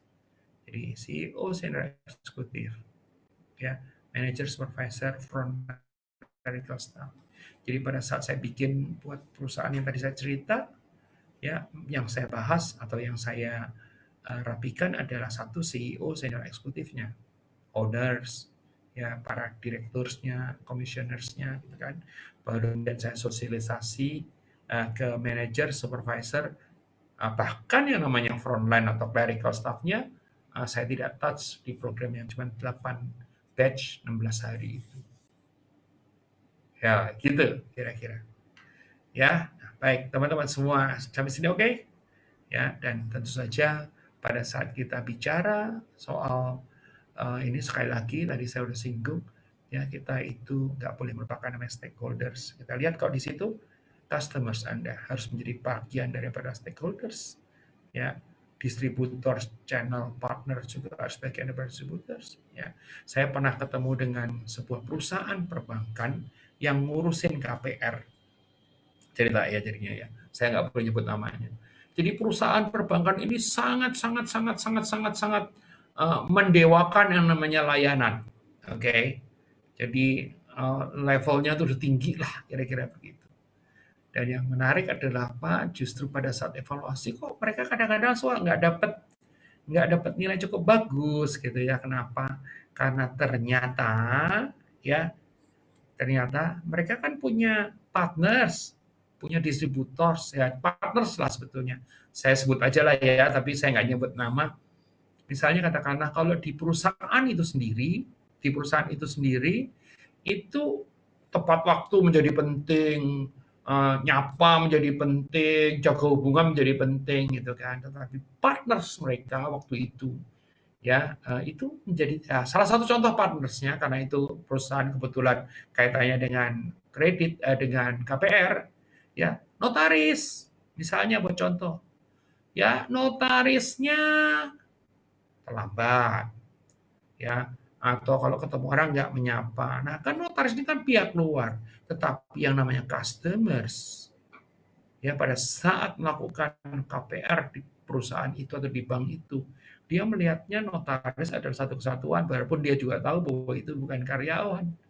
Ya, nah ini harusnya. Jadi waktu itu saya usulkan harusnya notarisnya dibikin training. Jadi training service untuk notaris agar supaya nggak jomplang. Ya, kitanya demikian ramah, notarisnya nggak ramah. Ya, ini contoh aja notaris. Sebetulnya siapa aja bisa jadi distributor, bisa jadi channel partners. Ya, ini hanya contoh bagaimana waktu itu kasusnya adalah notaris. Vendor, suppliers, ya kadang-kadang kan begitu. Ya, terus kemudian apalagi government agencies, friends and colleagues. Ya, ini yang deserve great service. Nah, ada family members. Jadi kita itu ya eh, selain mengharapkan mereka juga memberikan service, kita juga mesti memberikan service kepada mereka. Ada banyak. Tadi kan kita ngomong soal bagaimana partnersnya nggak ini. Coba bayangkan, kalau kita tidak memperlakukan vendors atau suppliers dengan baik, apa yang dilakukan vendors atau suppliers? Ya tidak baik juga. Ya, padahal kalau tidak baik, akhirnya produk atau jasa yang kita miliki juga menjadi tidak baik. Jadi ini itu terlalu idealis kalau orang-orang bilang iya betul. Ya, tetapi achievable, bisa diraih. Ya. Dan apa ya, kalau menurut saya measurable juga dan achievable dalam artian tidak hanya sekedar apa namanya kualitasnya, tetapi juga enggak biayanya enggak banyak. Yang penting itu kok willingness, extra effortnya itu. Ya, mari kita lihat. Nah, jadi kita mau cerita sedikit. Pernah dengar nggak cerita ini? Ya sebetulnya ini ceritanya jadi perusahaan. Ya, cerita dulu deh. Industri, ya, yang benar-benar ngandelin service itu banyak sebetulnya. Ya, yang benar-benar ngandelin service banyak. Tapi saya mau cerita karena nanti Sabtu juga saya Journey to the East-nya akan bicara kepada orang-orang yang terkait dengan perhotelan atau wisata, maka saya akan cerita tentang bagaimana di hotel ya. Bagi pemilik-pemilik hotel atau bagi yang mengelola hotel, mudah-mudahan bisa memberikan inspirasi kepada Anda. Sebagian sih saya sudah ceritakan, terutama di jaringan Cantika Group ya. Saya sempat cerita beberapa kali cerita-cerita ini. Jadi saya mau memberikan contoh terkait dengan layanan ya. Contoh ini yang pertama terjadi di dua-duanya di hotel ya. Banyak orang yang bilang, wah nggak percaya, ya, masa sih sampai begitunya, ya. Saya setiap kali melihat sesuatu kok melihatnya lebih begini, bagus nggak sih? Bagus. Baik nggak sih? Baik. Ya nggak usah diurut-urut lah. Terus kemudian kita jadi nyinyir, kepo, nyari apa namanya, nyari pembenaran ini benar nggak sih ini gitu kan? Ya, tapi kalau itu bagus ini udah ambil, gitu ya. Jadi bikin hidup kita yang sudah susah ini atau sudah ruwet ini tidak menjadi makin susah atau tidak menjadi makin ruwet. Cerita sedikit ya, cerita sedikit ya. Contoh service.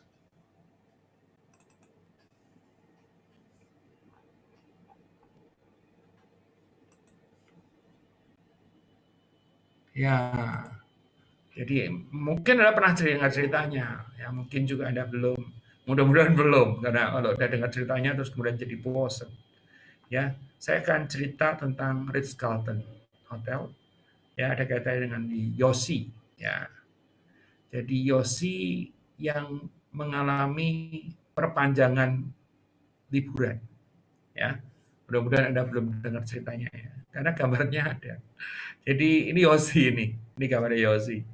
Jadi Yossi itu sebetulnya boneka. Saya nggak tahu tuh boneka apa ya. Boneka apa itu ya? Oke, kisahnya dimulai ya ketika putra pelanggan Hotel Ritz-Carlton namanya Chris Hart meninggalkan boneka jerapah. Oh, jerapah, maksudnya jerapah bentuknya kayak gitu. Jerapah favoritnya Yossi di kamar hotel mereka setelah menginap baru-baru ini.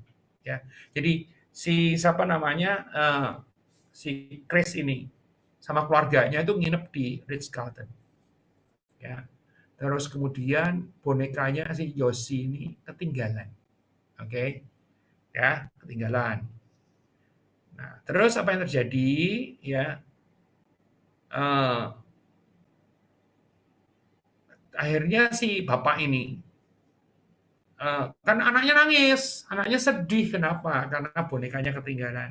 Akhirnya Pak Chris Hearn ini meyakinkan putranya yang putus asa bahwa Yosi itu nggak ketinggalan. Yosi itu liburannya diperpanjang. Ya, jadi ini kan lagi liburan nih sekeluarga. Terus Yosinya ketinggalan, gitu kan. Tapi ternyata tinggal beberapa hari liburan. Ya, terus kemudian si bapak ini, si Chris Hearn ini menelpon orang-orangnya Ritz Carlton, ya, dan diceritakan pada saat ditelepon adalah anakku bonekanya ketinggalan. Ya, tapi kan dia sedih, dia nangis. Tetapi aku udah bilang sama si anakku bahwa sebetulnya si Yosi, ya boneka jerapah itu tidak ketinggalan, tapi dia pengen libur lebih lama dibanding keluarga itu. Ya, itu yang terjadi. Nah, yang menarik adalah apa? Responnya daripada ini, dari mana namanya? Daripada orang-orang di situ di hotel itu. Untuk membuat segalanya menjadi benar bagi pelanggan mereka, staf di Ritz membuat serangkaian foto yang mencakup semua aktivitas yang melibatkan Yosi selama liburan panjangnya atau perpanjangan liburnya. Jadi karena bapaknya sudah terlanjur bilang sama Yosi, eh, sama si anaknya kalau apa namanya Yosi itu sebetulnya tidak tertinggal tetapi liburannya diperpanjang, maka akhirnya apa yang dilakukan ya staff Ritz bikin serangkaian foto. Ya kita coba lihat ya. Ya mereka merasa kalau ini ya coba kita lihat ada gambarnya semua. Hal pertama, mereka tahu Yosi tidak mungkin hanya berkeliaran tanpa tujuan sekitar Ritz tanpa kartu staff. Jadi mereka membuatkan khusus dibikinkan di foto bonekanya, dikasih kartunya ya. Jadi Ritz Carlton-nya adalah Amelia Island ya. Ada namanya Yosi Hearn karena mereka keluarganya kan Chris Hearn, ini Yosi Hearn dianggap anak sudah ya, dibikinkan apa namanya eh, kartu ID-nya. Terus apa lagi? Yosi masuk ke kolam renang untuk bersantai. Ya, dia bersantai di kolam renang. Jadi ada fotonya Yosi sedang di apa ya tempat tidur yang di pinggir kolam renang itu apa namanya apa namanya lupa saya. Pokoknya tempat tidur yang pinggir kolam renang aja. Dan saya paling suka itu kalau itu tidak berenangnya tapi nongkrong di pinggir kolam renang, baca buku atau main handphone ya. Itu asik banget gitu kan. Asik banget, benar-benar asik banget ya. Saya lakukan terakhir di mana ya? Di Bali kemarin nggak sempat, padahal di Hotel Mulia yang keren banget. Hmm, oh di Four Seasons di mana di Bangkok. Bukan di Bangkok, di Phuket. Ya, di Phuket. Ya. Nah, terus kemudian Yosi mengendarai mobil golf di pantai. Jadi digambarkan Yosi mengendarai mobil golf di pantai. Terus apalagi Yosi bantuin karyawan untuk bagian ini. Ya, terus apalagi Yosi pijat ya ke spa. Ya, menghilangkan stres dengan pergi ke spa. Nah, teman-teman semua, ya ini yang terjadi. Yosi bersama dengan teman-teman yang lainnya, karena di situ ada boneka juga, ada boneka singa, ada boneka monyet, ada bahkan burung yang hidup, gitu kan. Yosi berteman dengan makhluk-makhluk yang lainnya. Dan apa yang terjadi? Apa yang terjadi teman-teman semua? Ya, ini difotoin. Ya, difotoin. Kalau zaman dulu dicetak, gitu ya. Terus kemudian pada saat Yosi itu dikembalikan atau dikirim balik dengan menggunakan paket tentu saja kepada si keluarga si Chris Hearn itu disertakan fotonya. Apa yang terjadi? Anaknya senang, ya tidak mungkin dilupakan. Dan coba bayangkan, sebetulnya hal yang sangat sederhana. Moto itu berapa susahnya sih? Berapa lamanya sih? Berapa harganya sih? Tetapi apa yang terjadi ya karena situasi seperti itu akhirnya sekarang menjadi contoh sama seperti malam hari ini. Saya jadiin contoh cerita kisah tentang Yosi. terkait dengan layanan. Jadi saya sering kali ketemu dengan program yang ceritanya bisa antara dengan Yosi, dengan yang lain gitu kan, terutama khususnya terkait dengan perhotelan. Itu sangat luar biasa. Ya, sederhana kan? Sederhana banget, asli sederhana banget. Apalagi kok sekarang Anda punya gadget, handphonenya bisa buat foto apa aja, nggak perlu dicetak sekarang, kirim langsung. Halo, Josi lagi gini. Atau bahkan kalau enggak itu Anda bisa rekam pakai video. Ini Josi lagi ngapain? Diedit sederhana gitu kan, diupload di YouTube misalnya. Ya, as simple as that. Ya, nah, yang diharap harus dimiliki adalah apa? Kemauan. Ya, dan ada satu yang orang suka lupa adalah staff-staffnya itu bisa seperti itu. Itu saya yakin kalau tadi kita sebelah sebut namanya Ritz-Carlton, itu sampai ke leadersnya, sampai ke stakeholdersnya, semua juga pasti menjalankan, menekankan, menjalankan, dan juga mengembangkan terus yang namanya pelayanan. Nggak bisa cuma staffnya doang seperti itu. Jadi Anda jangan mengharapkan staffnya itu bagus hanya dengan apa ngundang orang, undang kami untuk bilang, kamu tolong dong orang-orang saya di bawah setnya agar supaya mereka tuh melayani. Kalau manajernya enggak, kalau direkturnya enggak, kalau ownersnya enggak, juga nggak akan jalan. Karena ini menjadi sebuah ekosistem. Ya memang di situ tuh budaya. Tadi ingat ya kita bicara di awal tuh budaya. Ya, bagaimana budaya bisa merubah proses, bisa menciptakan impian dan sebagainya. Jadi peran leaders, peran owners menjadi penting sekali. Anda nggak bisa ngarepin anak buah Anda melakukan layanan yang luar biasa kalau Anda sendiri juga sebagai owners ya tidak bisa melakukan layanan luar biasa. Ya. Anda nggak bisa punya anak buah yang luar biasa kalau Anda ngerekrut anak buahnya asal-asalan. Ya, asal-asalan itu bisa nggak diinterview dengan bagus, asal-asalan bisa nggak pernah dikasih pelatihan, asal-asalan itu nggak pernah dimotivasi dan sebagainya. Ya, ayo perusahaan mana yang sekarang lagi ngetatin budget terus kemudian nggak pernah ngapa-ngapain? Jangan-jangan perusahaan Anda, oke? Kalau Anda ngetatin budgetnya, Anda kehilangan keunggulan komparatif, keunggulan kompetitif. Ya, oke. Biar nggak gampang gimana panggil maestro kan gampang. Simpel, nanti kita yang bikin analisanya, ya kita bikin namanya coaching need analysis atau CNA, ya dari CNA kita tahu programnya kira-kira seperti apa. Begitu loh, gampang kan? Gampang. Bukan ada biayanya, iya, setiap biaya kan pasti akan ada returnnya. Ya kalau orang Jawa selalu percaya namanya jer basuki mawabeo, yang namanya kebaikan itu hanya bisa didapatkan kalau kita itu mau ada pengorbanannya, ada biayanya. Ya, terus satu cerita lagi ya, satu cerita lagi. Jadi kita akan cerita bagaimana kalau Anda yang berpikiran negatif bilang, cuma gitu aja. Jangan salah loh. Jangan cuma berpikir cuma gitu aja. Ini sekarang cerita ini tuh diceritain ke banyak orang. Saya rasa sebagian dari Anda juga pernah dengar bagaimana cerita tentang si Josie ini. Ya, dan dia jadiin ilustrasi, jadiin sebagai materi untuk motivasi, inspirasi. Ya, jadi enggak gampang. Padahal dari hal yang sederhana. Tapi hal sederhana tadi itu karena apa? Karena di Ritz-Carlton memang budaya melayaninya luar biasa. Budaya luar biasa bukan cuma bagian yang khusus layanan, tetapi dari atas sendiri sampai ke bawah itu memang mau melayani. Bahkan yang atasannya melayani bawahannya juga. Bawahannya melayani lebih bawahnya lagi. Sehingga paling bawah sendiri dia akan melayani konsumen atau yang menggaji Anda. Ya, oke. Oke atau oke? Oke atau oke banget? Saya lanjutin ya. Saya lanjutin. Cerita lagi. Cerita lagi. Mana tadi materinya? Ya. Nah, contoh servis lainnya. Oh, ini tuh banyak yang pertanyakan juga, bener nggak sih ceritanya? Saya balik lagi. Ya, benar atau nggak benar? Kalau itu cerita bagus, pelajaran bagus, ambil. Gitu ya. Saya cerita sedikit contoh servis lain.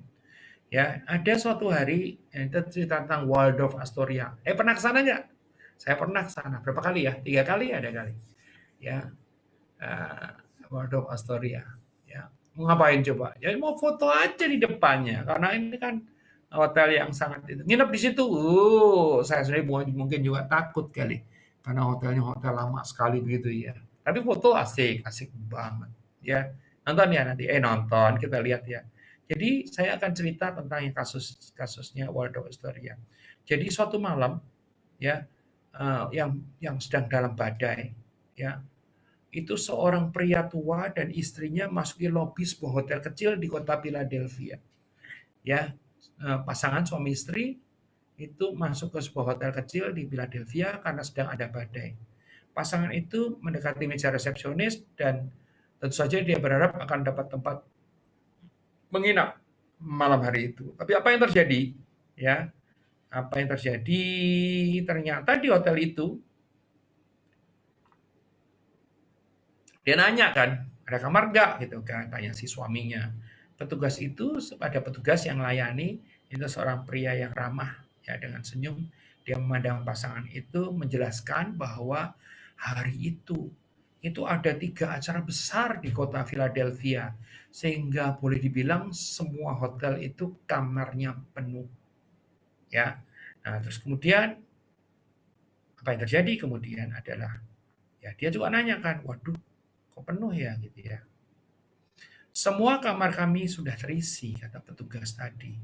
Tapi tapi kan si petugas tadi melihat, aduh ini pasangan sudah tua, ya sementara di luaran itu badai gitu kan. Tapi aku tidak bisa mengirim pasangan baik sepertimu ke tengah hujan dan badai di, di jam 1 pagi. Ya, terus dia menawarkan sesuatu apa yang menarik adalah apa? Meskipun kamar kamar hotelnya tidak ada, ya saya punya kamar yang biasanya saya tinggalin. Artinya kalau kamu mau kamu bisa tidur di situ daripada nyari-nyari ke tempat lain juga belum tentu ada kamar ya dan di tengah badai dan umurnya sudah tua ya. Ini memang bukan kamar biasa banget ya. Bahkan mungkin karena kamarnya karyawan gitu ya ya sangat sederhana lah. Ya, tapi paling enggak cukup hangat dan cukup bersih untuk bermalam. Nah, itu ceritanya ya. Nah, pasangan itu menolak, tapi ternyata si yang resepsionis ini mendesak. Jangan pikirkan aku akan baik-baik saja di hotel ini, kata petugas itu kepada mereka. Jadi akhirnya pasangan tadi setuju, si orang tua, suami istri ini. Nah, keesokan harinya, dan mereka nginep, ya, mereka nginep. Keesokan harinya, dia bayar tagihannya, ya. Pria tua itu berkata kepada jadi waktu si pasangan suami istri ini besok mau keluar check out, ya dia bayar. Terus kemudian berkata pada petugas, kamu itu tipe manajer yang harus jadi bos dari hotel terbaik di Amerika Serikat. Ya, dia bilang begitu. Ya, mungkin suatu hari nanti aku akan membuatkannya untukmu. Petugas itu, si pemuda itu yang jadi resepsionis, itu memandang mereka dan tersenyum. Tidak meremehkan, tetapi menganggap itu cuma sekedar apa ya, sekedar kata-kata ya karena apa karena sudah ditolong terus kemudian dia itu yang terjadi. Terus kemudian apalagi yang terjadi kemudian adalah saat mereka pergi pasangan lansia ini setuju bahwa mereka ngobrol chit-chat ya setuju bahwa petugas membantu itu memang luar biasa karena menemukan orang yang ramah dan suka menolong itu enggak mudah ya. Oke, apa yang terjadi kemudian? Suatu hari si pemuda itu menerima surat. 2 tahun berlalu, petugas itu hampir melupakan kejadian yang cuma semalam doang. Ya, ketika dia menerima surat dari laki tua yang dia tolongin itu mengingat malam badai dan menyertakan tiket. Ya, pria tua tadi yang datang bersama istrinya itu ngirim surat dan juga tiket pulang pergi dari situ. Dan meminta mereka untuk mengunjungi si anak muda ini untuk mengunjungi si orang tua tadi. Nah, apa yang terjadi? Apa yang terjadi?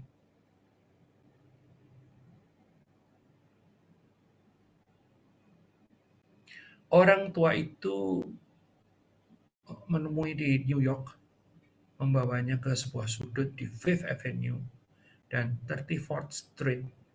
Fifth Avenue adalah salah satu jalan yang paling terkenal di New York. Ya, I've been there tentu saja. Ya, dan 34th Street. Dia kemudian menuju ke sebuah bangunan baru yang besar di sana. Sebuah istana yang dari batu kemerahan dengan menara pengawas menjulang ke langit. Ya, dan orang tua tadi bilang, Itu, kata laki yang lebih tua, adalah hotel yang baru saja saya bangun untuk Anda kelola. Terus si anak muda tadi yang bekas resepsionis dia bilang, ah kamu pasti bercanda. Iya, iya, kamu harus kelola. Ya, dan itu ceritanya ya. Nah, nama lelaki tua tadi adalah William Waldorf Astor, dan bangunan megahnya ini adalah namanya Waldorf Astoria Hotel yang asli. Ya, dan si anak muda tadi ya sekarang udah tua dan sekarang udah meninggal juga. Pegawai muda tadi jadi manajer pertama adalah namanya George C. Bolt. Ya, pegawai muda ini tidak pernah meramalkan peristiwa yang akan membawanya menjadi manajer salah satu hotel paling glamor sedunia, yaitu Waldorf Astoria. Nah, ini ceritanya. Nah, teman-teman semua, apalagi apa yang kita belajar? Apa yang kita belajar? Yang kita belajar adalah bahwa balik lagi, kalau Anda ke Waldorf Astoria, saya cuma nggak berani nginep di sana. Pengen juga sih, tetapi nggak berani. Nggak beraninya dua, satu harganya, dua juga karena saya nggak suka tinggal di hotel yang sudah tua karena takut gitu ya. Ya dua-duanya takut bayar sama takut sesuatu. Ya ada yang terjadi. Ya, nah dua-duanya juga butuh bukan hanya service, ya tetapi juga sampai ke bawah. Jadi ingat tadi ya, ada human resources management, ada service management, ada strategic management yang akhirnya bisa ketemu. Ya, karena dengan strategi, wah kita memposisikan bahwa hotel yang servisnya penuh banget gitu ya. Nah, terus kemudian caranya gimana, proses-prosesnya dimasukkan ke dalam service management, dan kemudian people-nya dikelola di human resources management. Layanan, teman-teman semua. Jadi saya menggarisbawahi adalah apa? Kalau layanan bisa menjadi keunggulan kompetitif Anda atau competitive advantage Anda. So, thank you so much everybody. Saya Handoko Wargo dari Maestro Consulting, Coaching, Communicating. Ya, untuk Anda semua dalam Serajum Live. Hari ini adalah episode ke-89. Judulnya adalah Service Leadership. Semoga bermanfaat untuk Anda semua. Ya, kalau Anda ada usulan, ada permintaan, silakan tulis di komen di di Facebook ataupun di Instagram. Ya, nanti kita betulin atau kita rapikan. Sekali lagi, saya Handoko Wargo dari Maestro Consulting, Coaching, dan Communicating mengucapkan salam. See you soon.